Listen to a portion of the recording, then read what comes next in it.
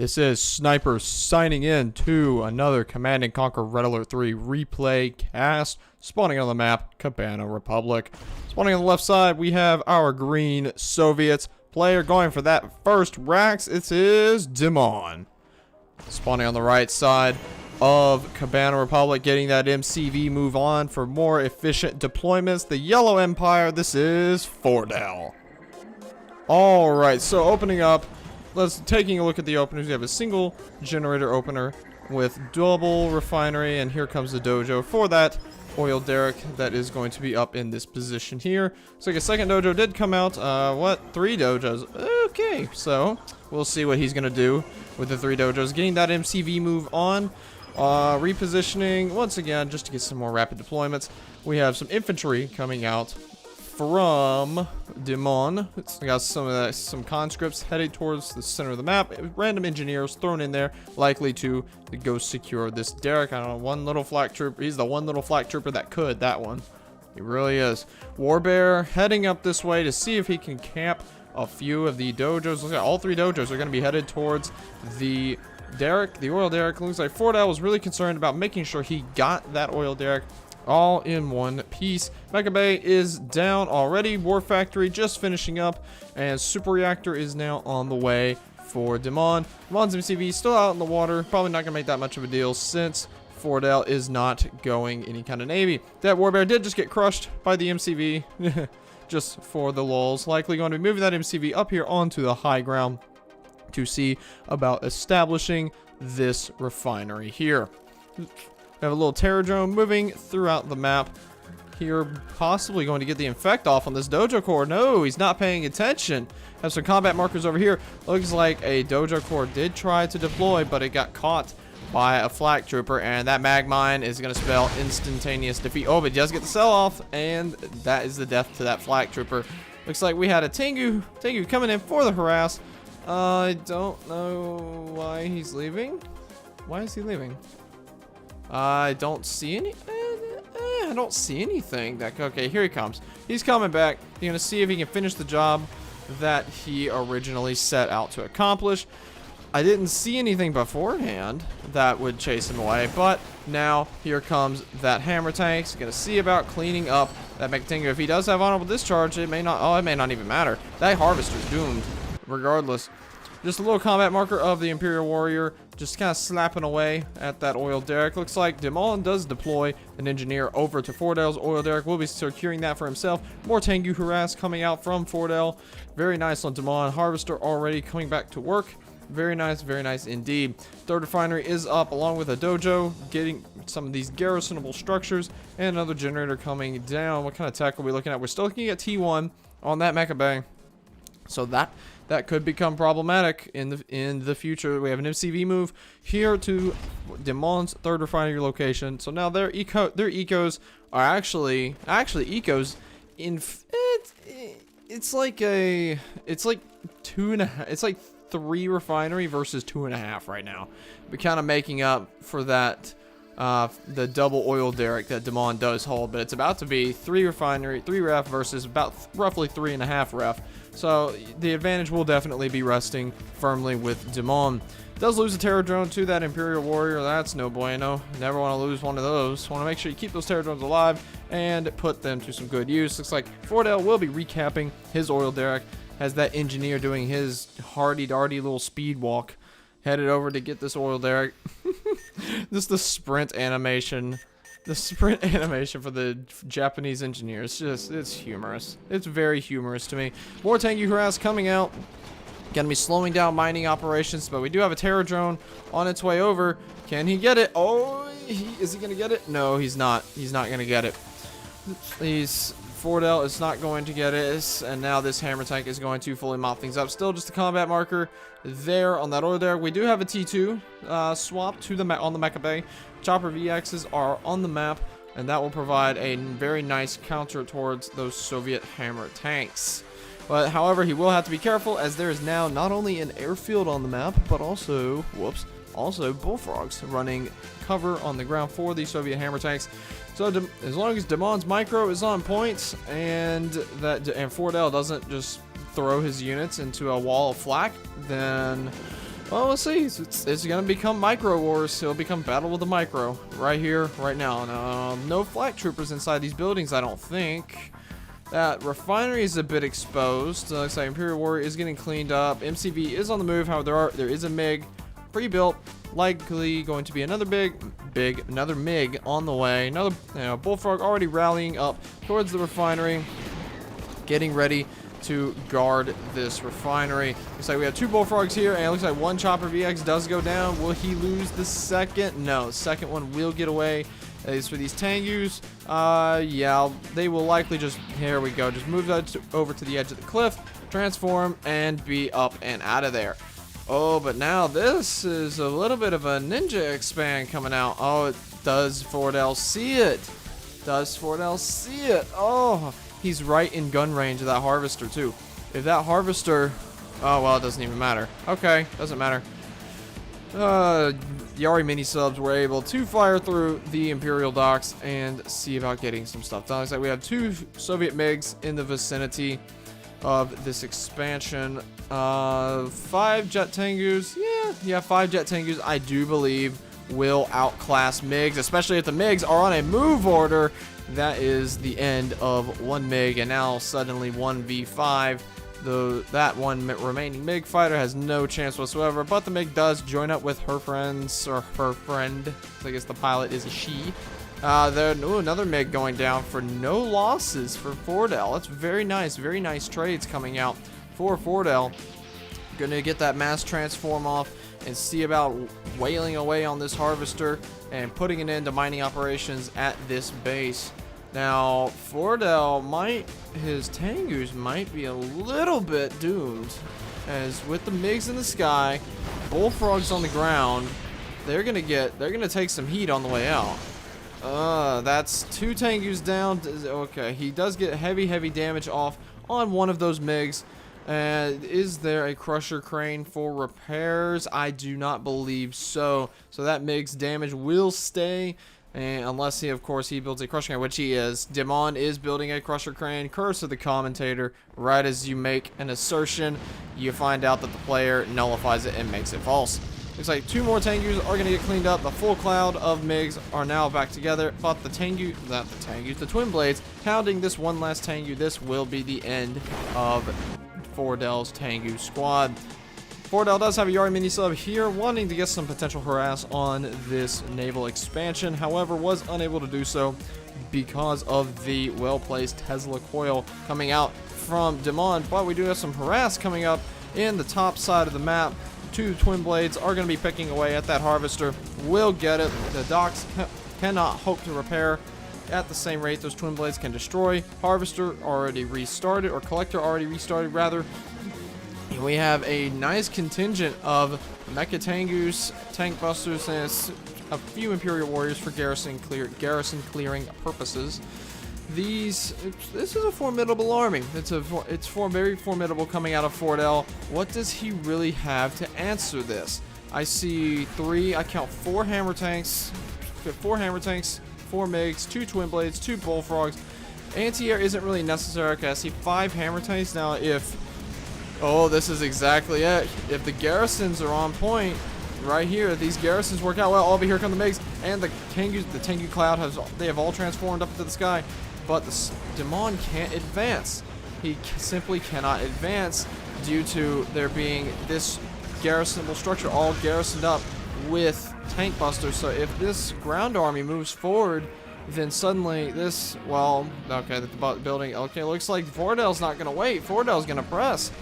Fordell's going to go in and go for it. He's got to get those tank busters in on those hammer tanks. He's got to get done. MCV coming off of the deploy for that potential crush move. And it looks like one little tank buster is in range and getting shots off on the rear armor of that hammer tank. That's gotta hurt. Rear armor shots, but luckily there is a crusher crane right up on the front, and I'll predict that will pay some serious dividends. Looks like a sudden transport looks like he's going to try and engineer cap of this super reactor. However, I believe that's the crater where all the Twin Blade rockets came down and just put an end to that idea. Does lose a Chopper VX, Fordell does, to those MiGs, and Fordell, I can't agree with this. That's a lot of hammer tanks. That is a lot of hammer tanks. You need to try. He's not going to walk into the building either. Dimon's not going to walk into that building. He's going to sit back. He's going to leech it. He's going to leech the building. The MiGs are all of the MiGs going to go down. Yes, but it looks like some heavy loss. Heavy losses could be sustained here. Does lose another. He's down to 4. Down to 4 jet Tengus. Looks like the ground army from Fordell has been completely and utterly cleaned up. And the one Imperial Warrior trying to go total ham mode over here. But these Tesla Troopers are just zapping away on everything. Just absolutely zapping. What kind of answer does Fordell have to this? He has the T2 Docks core. That Imperial Docks not really doing too much. There's a lot. His Tengu Cloud is coming back up. Looks like his answer is just Mass Tengu and Tank Buster, which that could work. Could very well work. The Tengus could clean up all the bears and the aircraft, and also the infantry. But I mean, you're tasking a transformable unit to take on the anti-infantry, the anti-vehicle, and the anti-air in the sky. So I guess bottom line is, like with a dedicated, like say an allied Apollo fighter, a dedicated air-to-air fighter. That thing, you have that out and it supplements your ground army. It doesn't play any other role. But the Mecha Tengus, they serve the anti-infantry and anti-air mode. While them and the Striker VXs also serve a anti-air role as well. But since he's not really building them, all the only ones that we're really pertaining to are Mecha Tengus.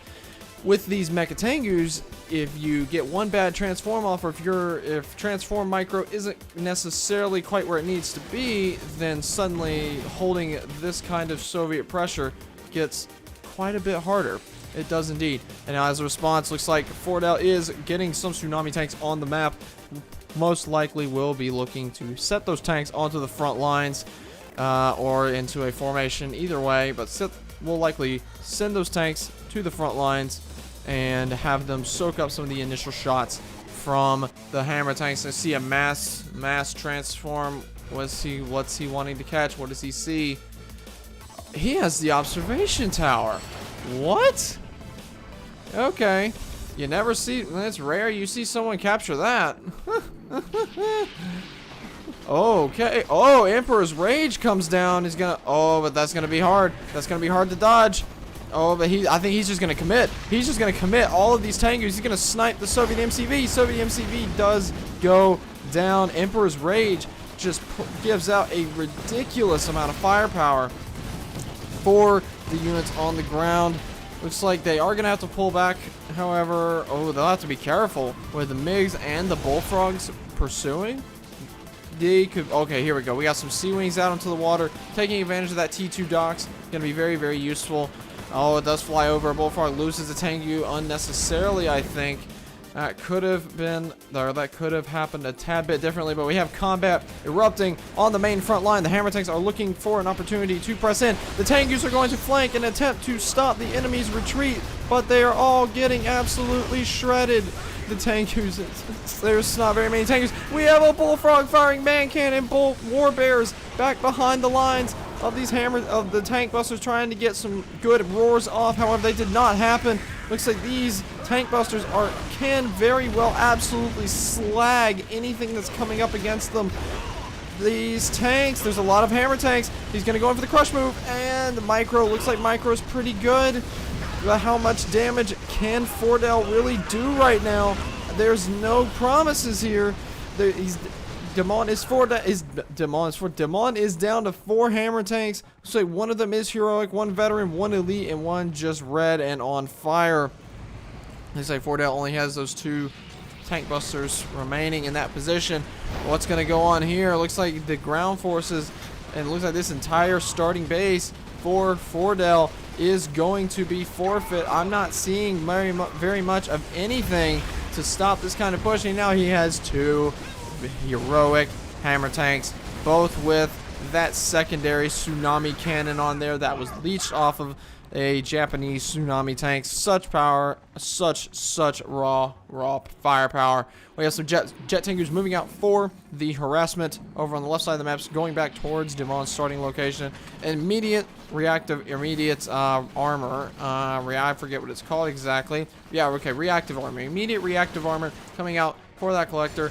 It looks like Dimon is going to completely clean up Dimon's starting location. And it looks like Dimon did actually take this observation tower. And will he use this engineer? He could use this engineer. Why is he building something out of this dojo? If that's anything other than a burst drone. Okay, it's a burst drone. That's okay, that's fine. Yeah, the entire starting location is completely and utterly forfeit. However, Fordell is not necessarily in terribly too much trouble. He's not completely ruined quite yet. He does have a nanotech mainframe out on the water. Does have double refinery out on the water already established. As his third refinery still established. So he took 2 refinery hits. So now it's looking at 1, 2, 3. It looks like 4 ref. Yes, yeah, these are back money. So we have 4 ref on 3 versus 1 Derek each. So that sort of kind of counters each other out. Very nice play from Fordell, getting these garrisonable structures filled up with some tank busters. That'll do an excellent job of halting these Soviet ground forces. But right now, there's not an answer to these. To the 4 MiGs and the 4 twin blades that are running harass in the skies, there's just no answer. No answer in sight. And since Fordell lost his mecha bay, he has very little other option than just to simply sell off this expansion, since he could not save it at all. Wasn't mining anymore, so there's really no point in keeping it. Does have a few sea wings already built out on the water. What is that? He has tier 3 Navy. I totally did not see that. Tier 3 Navy, and the Shogun battleship has taken the scene. Looks like, what is that ship gonna be? It is gonna be bombarding that refinery. I'd love to see Fordell gets a little bit of micro on this ship and have it broadside this refinery so that it can attack with both of its main deck tri-cannons. That way they see arrows. Oh, well, almost doubling its damage output. But anyway, we do have these twin blades mopping up the garrisoned infantry. Over here we have 2 heroic twin blades in this mix. Oh, those infantry are going to give away some veterans. The elite twin blade, 2 heroic twin blades. We have Akula subs taking the scene. We have Akula subs on the water. How is this gonna go? We have Naginata. There we go. Naginata cruisers taking the scene to combat these Akula subs. Looks like that naval yard was built over here. There is a battle lab. No, there's not a battle lab. What are you thinking? You don't need a battle lab to build Akula subs. It's just these 2 Akula subs. So it looks like they're being just kind of fed in single file straight out of the factory, straight out of the naval yard. There are point defense drones down on this Shogun battleship that'll help keep it alive just for that extra bit longer. I believe the point defense drones can tank 1 salvo from an Akula sub. I believe that. I think that's right. I think that's about 1 salvo. But what we have here, we have the Soviet twin blades. They're getting up to dangerous numbers here. There's some heroes. There's some heroic twin blades in that mix. Another elite twin blade in that mix somewhere over here. Another veteran one. Oh man, now Dimon is expanding to Fordell's starting location. 8,500 in that ref, 9,500 in the second ref. That's a lot of money. That's a lot of money. And now this Naginata cruiser is going to have to fall back. And oh, be careful with your MiGs. Careful with your MiGs. There are sea wings here, but there are enough twin blades to overwhelm those sea wings. And 1 sea wing does go down, loses the weakened Naginata cruiser. Is going to have to send that Naginata to the front lines to combat these 2 Akula subs. And with how low this one is, you might as well just go ahead and nuke it down. Just go ahead and get the Naginata cruiser after it. Yeah. You could pretty much throw a rock at that thing, and that sub will die. There it is. 1 hit, hands off that veteran status to the Naginata cruiser. Whoops, misclick. Both refineries are now established, and as such, Dimon's MCV will be moving to this upper refinery again with another 9,500 ore remaining in it. Dimon is just expanding Fordell to death right now. There's not very much else about it. He's being expanded to death. I see. Oh man, this is he's also taking this expansion. So we have 1 ref, 2 ref, 3, 4. Still technically 5, but this one is in the danger zone of dying. Where's that Shogun battleship? What? Did it just die? I think it just died. Oh, sneaky, sneaky. Oh, well, there's another Shogun battleship. It is currently Emperor's Rage. And, oh, does he know? Does Dimon know his MCV's under attack? It's taking a lot of damage. Woo-hoo-hoo. He sees it now. He sees it now. And, oh, it's so close to dying.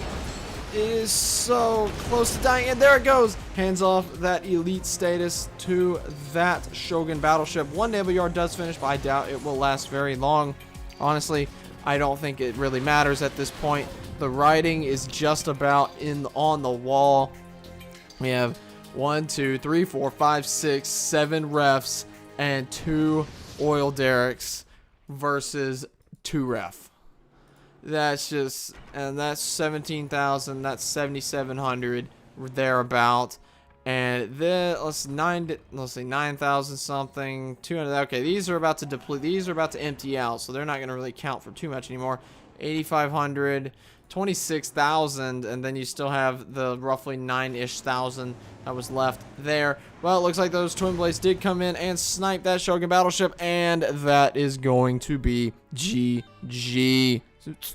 That is the end of the game. Some very nice play from both of those players, but what really sealed the deal, I think, for Dimon, what sealed the victory and for a shoe-in for him, was that one engagement where Fordell decided to probably right around here, decided to switch his jet tankers back into mecha form directly behind the Soviet attackers' line, which that was questionable. That was questionable.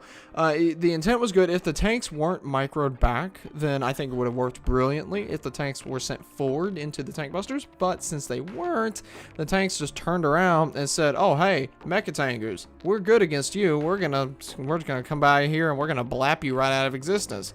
So just turn around, and suddenly the tangus are outnumbered against armor, the things they're not good at killing. And just from there, it's just Fordell lost his foothold on the island completely, and that was really all she wrote. Like only having Navy, it's good. Navy from the Empire is good, but I don't think it's quite miraculous enough to stop like a 7 ref Soviet when that Soviet player is Dimon of all people. Taking a look at this resource graph, oddly enough, Fordell managed to stay ahead refinery-wise for much of the game. So it's only a very slight little lead, but right here towards the end, this is kind of the point where the writing was really just set in stone. All the refineries are being taken and sapped up by Dimon, and that guaranteed a lot of extra money going into his bank account. 21 minutes and 23 seconds for a game. Very, very nice indeed. However, I say there wasn't that big of a gap between the two players here, but then whenever you look at these two, Fordell led. As you can see, they were even here, but Fordell had a slight lead this entire time. And then just in this one little gap corner here, well, I guess this 127,000, that's a little inflated because of this sudden spike in refinery claims and the sudden just kind of flatlining of income nearly for Fordell.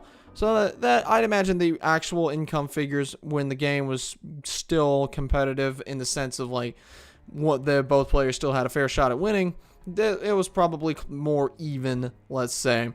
Well, this 1.30 KD rate or efficiency ratio rather, and this 1.69 KD ratio for Dimon, it's just when you're killing that much more stuff than having, whenever you're killing the other player's stuff and you're forcing that other player to rebuild and spend his money, you know, you're in a good spot. Because if you deny the expansion at that point, then that's the setup for GG. But overall, very nicely played to both of these players, and congratulations on a game well played. And I hope you all have enjoyed, and I'll see you in the next one. And this is Sniper signing out.